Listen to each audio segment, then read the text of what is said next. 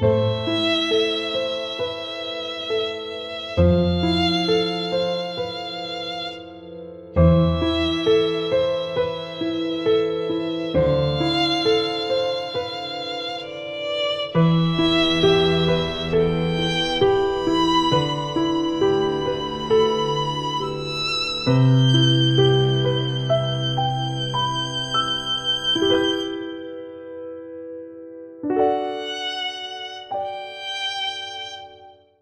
పేరు వెంకటేశ్వరరావు, మా మదర్ శారద, మా అక్క సుజాత, వైఫ్ కరుణ.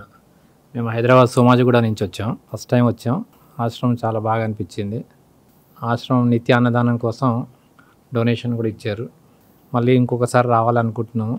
ఈసారి మొత్తం హోల్ ఫ్యామిలీ వచ్చి మళ్ళీ సందర్శించి అప్పుడు దాని ప్రకారం ఇంకేం చేయాలనుకుంటే చేద్దామని అనుకుంటున్నాం.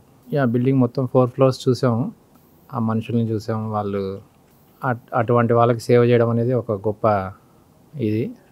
తర్వాత 4th ఫ్లోర్లో హాస్పిటల్ లాగా ఒక ఫ్లోర్ ఉంది. అది కూడా బాగుంది. అన్ని బిల్డింగ్ కూడా బాగుంది.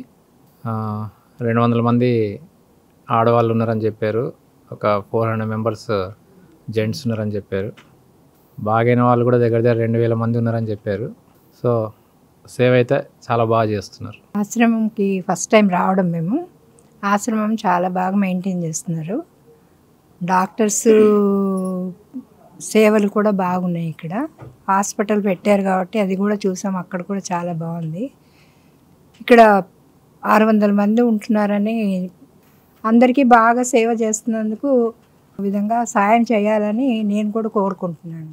అమ్మా నాన్న అనాథ ఆశ్రమంలో జీవిస్తున్న అభాగ్యుల అన్నదానానికై తోచిన సాయం చేసి ఈ నిర్భాగ్యుల ఆకలి తీర్చి వారి కన్నీళ్లు తొడవండి.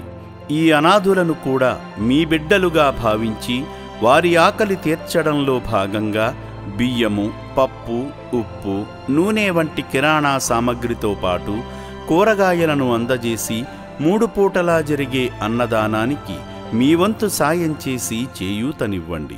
పూటకు 600 మందికి అన్నదానం చేయడమంటే ఎంత కష్టమో తెలియంది కాదు. ఈ అనాథుల ఆకలి బాధలకు చెలించి మీరు చేస్తున్న సాయం వల్లనే ఈ అన్నదాన యజ్ఞం నిర్విరామంగా కొనసాగుతుంది.